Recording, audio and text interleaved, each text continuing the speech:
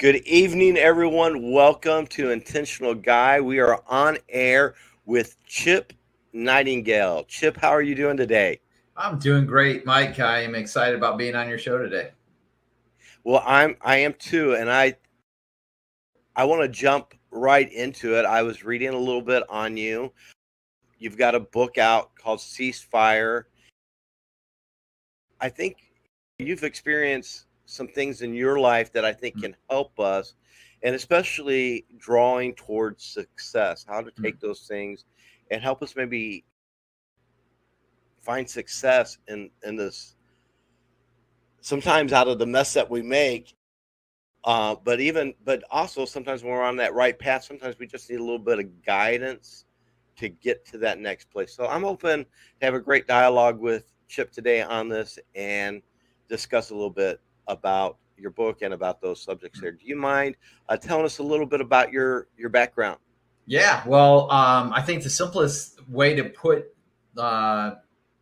together who I am a pastor's kid, and I am the typical pastor kid who basically, when he got that opportunity to run away from everything that had to do with God, I was that person. I had one objective in life, and that was to play professional baseball. And I got a full ride scholarship to play at Liberty University. And amazing enough, that first year that I was there, I was at this missions conference, and I was challenged within this missions conference that I needed to even give baseball over to God. And so I went out on the baseball field, and I went out there at night. There was no lights on or anything like that. And went out to the position I played, which was center field, and got on my knees and said, God, I'm giving you this. Needless to say, within about a month, I blew out my hamstring, and God was saying, well, baseball is not part of that plan. And it put me really into this tailspin, because I thought for sure that was my plan, that God's plan for me was baseball, and I was going to make money doing those types of things. And so I went back home. I actually did not last more than a year at Liberty University. I started playing baseball in a summer league, and this junior college came and said, hey, we can get you drafted if you transfer over to us. So I did that. During that time, it was a complete nightmare. I didn't enjoy my time at all, but I met this girl and fell in love with this girl. At least I fell in love in the world aspects of falling in love. I fell in lust with this girl, and we ended up getting married within a year. And God actually took us to a church. We were doing well, but something happened. And she was a nurse, and she met a doctor. And next thing I know, I went through this divorce, and it was a hard divorce. Basically, I took during this time, I basically just said, I'm not going to fight her. I'm not going to get lawyers. I'm not going to do anything. My daughter was too important to me. I didn't want her to go through any of those trials. But at that point in time, because of those things that happened, I mean, there's so much that I could add in between there. I decided that basically I was going to show her I was enough for her. And so I started a business, and I began to become very successful in that business, doing construction work. But I wanted to prove to her, my identity ultimately was proving to her that I was good enough. But through that, the Lord brought me my wife that I have today. And but yet I still had something to prove. So I was trying to prove these things. And all it did was push me further and further away from God, not actually towards God. And in 2005, when the market began to crash, the first time the housing market crashed, which I think is probably going to crash again, probably in the next couple of years here. I see all the signs again. They're just very similar to those signs. The Lord brought me to a very low point in my life. Began to struggle with some things like pornography, depression, suicidal thoughts, all those types of things. My business was falling apart. I did end up having to file bankruptcy. And but God used all of that to bring me full circle to where I am today. And a lot of good things happened from that point in time. But I really had to hit a low point in my life in order for God to bring me to where I am today. Wow.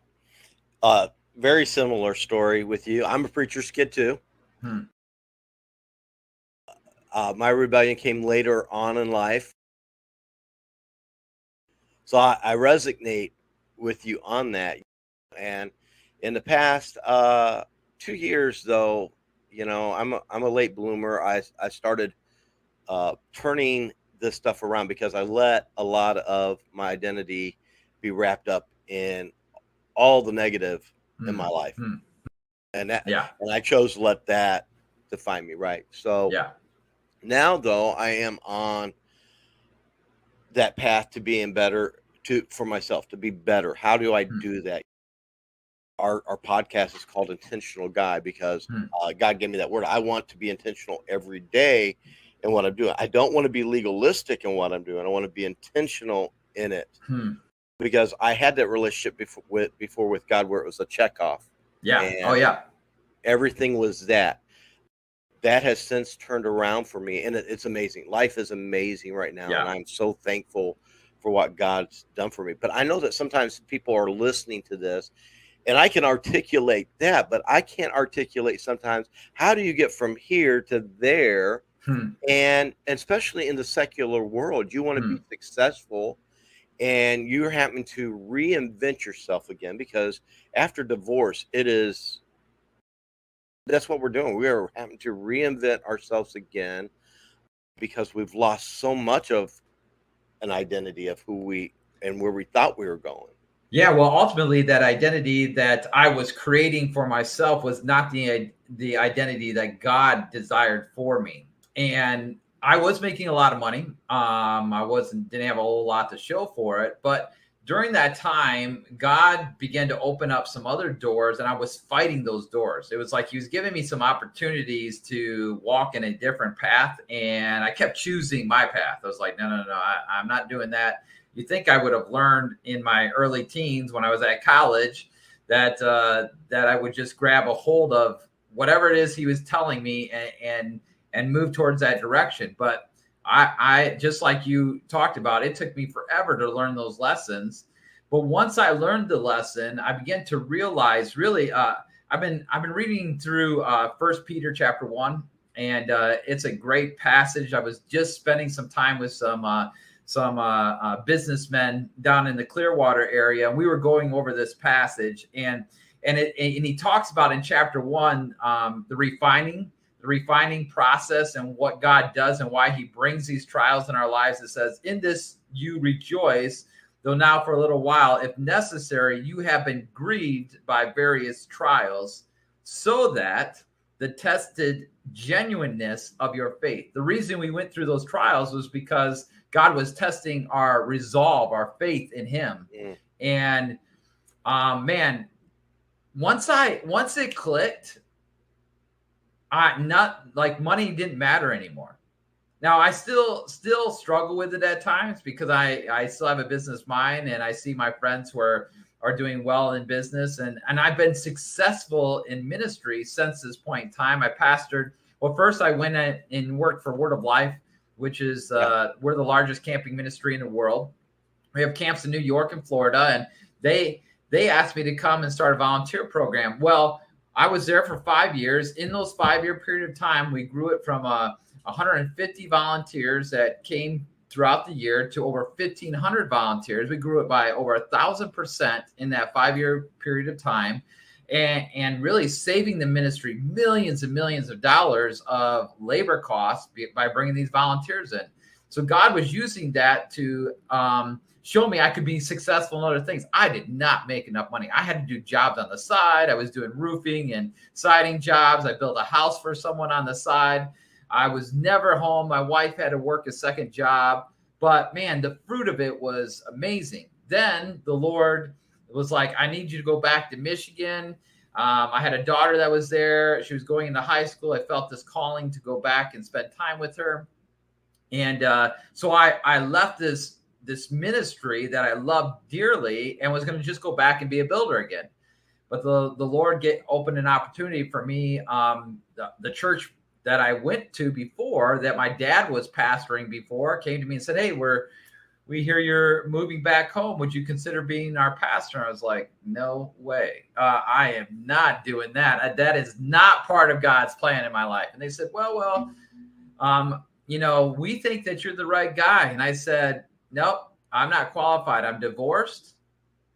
I was told that once I became divorced that, I couldn't do that in the church anymore. My dad was a pastor. So that's what I accepted. They said, well, we know your heart. We see what God's doing. Let us determine that. I said, all right, well, I'll walk through this path, but here's the 10-page things we need to change if I'm going to be your pastor. So I thought for sure that they would just be like, nope, we're not going to do that. Right from changing the music to getting rid of programs to all these types of things. They looked at it and they said, well, we'll see what God's going to do. Next thing I know, I'm the pastor of this church. The next Sunday after I get voted in, 50 people leave. So we go from a church of 125 to 75. And I was like, oh my goodness. Well, those must be all the people that voted no, or they didn't show up that day to vote. And the elders, they pulled me into a meeting. I thought for sure I was already in trouble. And they looked at me and they said, hey, that 10-page paper? Let's peel the Band-Aid off. Let's just go for it. We might as well just lose whatever we're going to lose. And I tell you what, the next couple months were a little tough because we lost probably another 25. But within a year, those people, most of those numbers came back. And within 5 to 6 years, we had grown 1,000%. Our church was around 700 people. God blessed the ministry immensely. Not only that, now he had provided a camp for us to help them get out of debt. And so everything God has placed me in, I have not made a lot of money, but he's put me in the position through being obedience, being obedient to him to really kind of go through these things to be successful in a different light. Basically, he's getting the success. I'm not. It's not my name getting the success. In fact, I remember when I got voted in and they said, so everybody in this community knows what type of person you used to be. You put your name on that sign and that church sign. I started praying. I mean, I really thought about that. Like, yeah, they know me as that arrogant athlete. They know me as a mouthy little kid. They know me as this person. And finally, I looked at that sign one day and the Lord said, is that your church or my church? Should your name even be on that sign? And I was like, no, it's not my church. So I'm not putting my name on that sign. This is God's church. So I didn't put my name on. And we took that battle from that point on and said, you know what? This is not my church. Right. I don't want this church to be identified as Chip Nightingale at Corner Bible Church. I wanted this church to be identified as Corner Bible Church, followers of Christ, not followers of Chip.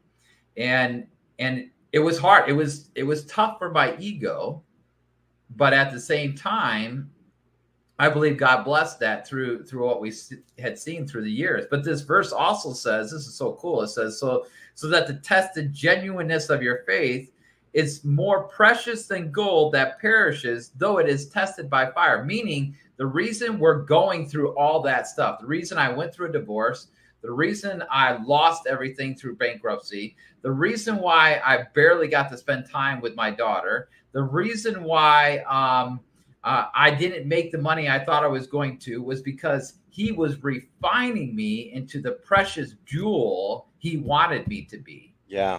And I needed to go through those things. And here's the coolest thing. Almost, I would say 75, 80% of the people that came to our church were from broken families, from people just like me, that I could minister to them because I could relate to them and they understood it. And God was refining me for that moment. And I think if there's anything, that I've learned through the years is that that's what he's doing. He's constantly refining us into who he desires us to be. The reason we have these trials is because, first of all, there's sin. If Satan's not in the picture, then we don't have to worry about it. But we only experience trials when Satan has a reason to put basically something in front of us to try to distract us from what God's will is. Whether it's pornography. For me, I still struggle. I have to have my wife constantly looking at my stuff because he knows that's my trap. But the moment I look at it on my computer is a moment that someone in the IT department is going to go, oh, we caught him. Yeah. He's done. And isn't it amazing? That's usually not enough to keep us from doing it. Right. But I can tell you that based off of the last 5 to 10 years, I don't want my wife to see it. I don't want my children. I think the wake-up call for me was 2 years ago when we moved to Florida. My son, who's 12 years old, I got his device and there was pornography all over it. And I wasn't mad at my son. I was mad at me. Yeah. Because I brought that in our home. It wasn't because of it. He didn't see it. He didn't see it because of me doing it. But I brought that tool of Satan in my home at one point in time, and the effects are going to be on my children. I needed to ask God for forgiveness for what I did in that moment. And then I talked to my son lovingly and walked him through why this is dangerous and got him some help and all those types of things. And now I hold him accountable to some of those things. So anyways, I mean, it's hard having a discussion that's so broad in the scope of all the years, but God has really brought me through a lot of things. And I really believe it's because he's been trying to show me that he loves me so much that he wants to take the impurities out of me so that I can be a reflection of him. Yeah, and I love that passage that you talked about too, because it helps us to understand, because we understand that much maybe. Yeah. But because trying to grasp why God does what God does and allows what he allows, you could spend all day on that, right? Yeah. But I like the fact that passage because he is refining us, and it's this is our time to. The enemy is going to be in our ear telling us all sorts of lies. But this is where, your character finally shines through too. And I was like, that's what happened to me. And I'm like, do you want to be known for this? Do you want this to be your legacy? Or do you want that what you've always wanted, which was to be a man my family could be proud of, a man that people look at. Honestly, I just I wanted to have peace with God. I didn't even really know what that looked like. And, but in there, then once I got to that part and I could do some self-evaluation and acknowledgement, but see, I think there's a surrender moment. Yeah. Where like you said, you surrender baseball back then, but then, God gets us back to that again. And he shows us his plan, his ways are not our ways. Yeah. And am I willing to follow that? Am I willing to let that, let him refine me into something even better than the previous version of who I am? Yes. And ultimately, that is what brought me to even want to write this book. When I was going through these processes, all the conflict that gets stirred up and how we work through those conflicts, and right down to the divorce. I remember it was the hardest day of my life, but I remember going to where my wife at the time was. She was at this guy's house, and I don't know, I can't say they were having an affair, but I never caught them in the act of having an affair, but she was there. And I remember the day that I finally relinquished control of that. And I basically heard from someone that, hey, your wife's over at his house. And I was like, oh man, really? So I drove over there. I walked into the house.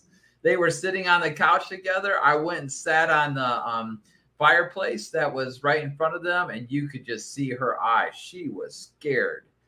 I looked at both of them and just said, hey, I really don't know all that's entailed in what's going on here, but I want you to know I love you both. And I can't keep living life like this. And here's the deal. Either you come back home to me or you choose him. Either way, I forgive you. I just need to move on with my life. And got up, went back out. She followed me home because she was pretty upset with me. Let me have it when I got back there, packed her bags, and she left. And hardest thing in my life, but at the same time, one of the most relieving things within my life, where all this weight was gone, was like, God, you're in control. I'm just going to trust you in this. I don't understand it. This is not your perfect plan, but you've told me to love them and forgive them. So I'm going to. And it really began to set the stage of how I began to process through conflict in a much better way. Not that I got it right. There's so many times I got it wrong, but God has been teaching me through the processes of doing it right. Wow, that's honorable and so tough too. To be in that situation because the flesh wants to do something else. Oh yeah. And then you want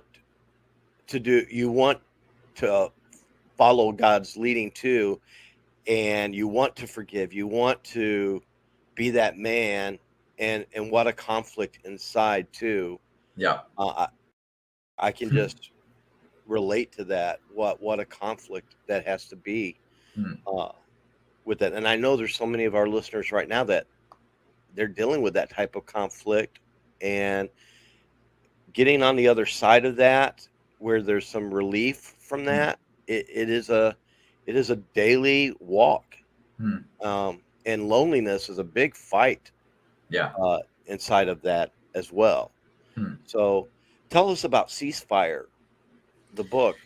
Yeah, Ceasefire. So Ceasefire, Finding Peace When All You See Is Conflict. I think this book, basically in light of what we're seeing in the world today, Roe versus Wade, man, I am shocked at the conflict within the church. It's not just a conflict in the world. I understand there's going to be conflict within the church between God and the world. But man, the conflict within the church and the disturbing things that are happening within there, man, we need to take just like the book says, we need to take a ceasefire, back off for a moment, and understand that God's in control here. And there's a reason why all of these things are happening. I talk about the 24-hour rule. So many times we respond with emotions. Like you said, most of the time our flesh is just like, well, I want to punch that guy's lights out. I don't like what he's saying. But in coaching, we had what we called the 24-hour rule. So if a kid didn't play, or their parents were upset about their playing time, they couldn't approach us as coaches until after 24 hours. And so I started implementing that in all things. Take a step back, evaluate what you're mad about, make sure that you have your emotions figured out before you address the conflict. Well, we found out in coaching, most of the time they begin to realize that I'm just mad because in the moment I was just mad they weren't on the field. But the reality is they know usually that their child's not good enough to be out there, or that maybe the coach knows what's best for them. And I really think if we would take a ceasefire, a 24-hour moment, and just take a step back, the Bible gives us all the clear instructions on how to handle conflict. Handling conflict is not me going and sharing my conflict with you that I have with someone else. It says to go to them. But what we do is we talk to everybody else, and then they get us even more stirred up. Like, I can't believe you're dealing with that, and blah, blah, blah, blah. And you should do this, and you should do that. Next thing you know it, your problem is huge. Yes. And God says, no, that's the wrong way to do it. You were supposed to go to the brother that offended you and deal with it from that perspective. Well, I learned through pastoring that a lot of times we want other people to deal with our problems. But as a pastor, that was not my job. Every time I did that, the problem became a nightmare. Yeah. It wasn't usually the person that was complaining. The problem was usually the other people. So I was like caught in the middle of something I shouldn't have been caught in.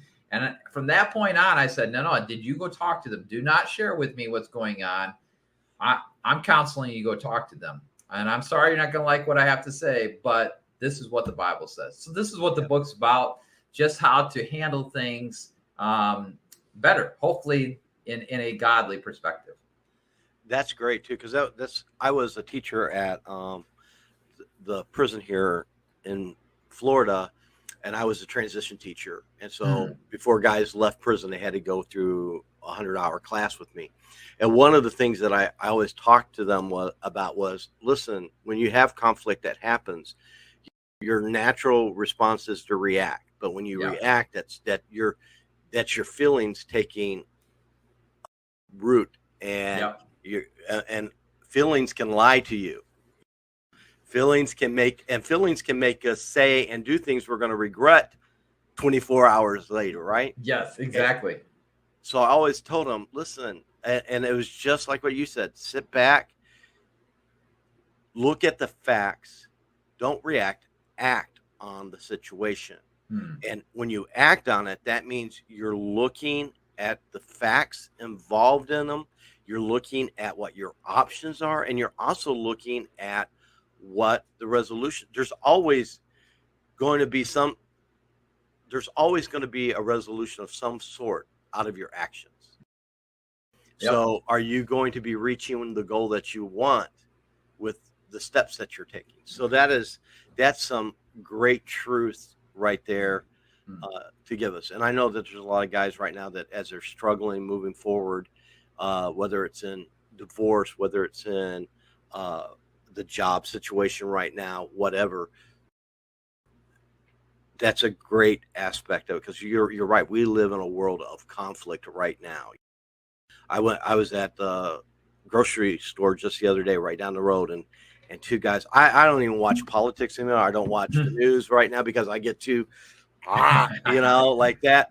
And two guys were getting into it over something that's going on, and I'm like, and I don't even think they knew each other, And I'm just like, and I always like somebody else's drama when it's not mine, I guess. But I'm just like, wow, And so it is about being intentional. I am a big reader now. I did not used to be a big reader. So I love books like yours because they come from your experience, telling and giving us some great truths. I'll be getting this book. And then, Chip, once I read this book, I'll be ordering it this week. And what I like to do is get you to come back in after I read it.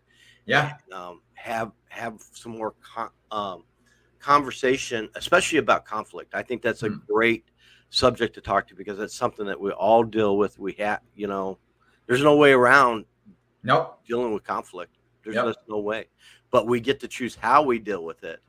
And we have to train ourselves to do that too, because if you're someone who's driven by emotions, it's going to take you time to tame that spirit a little bit. It comes through repetition and practice and holding your tongue.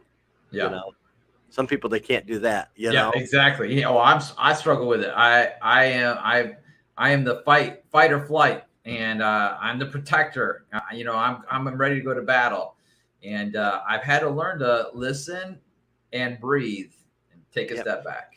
Because sometimes we're reacting to we don't have all the facts. Yeah, exactly. And then it just takes one piece that changes that whole paradigm of how you see things now, that you didn't have that information before. And I like what you said, give it 24 hours, because usually in that 24 hours, you've calmed down, you've been able to find out a little bit more of the situation.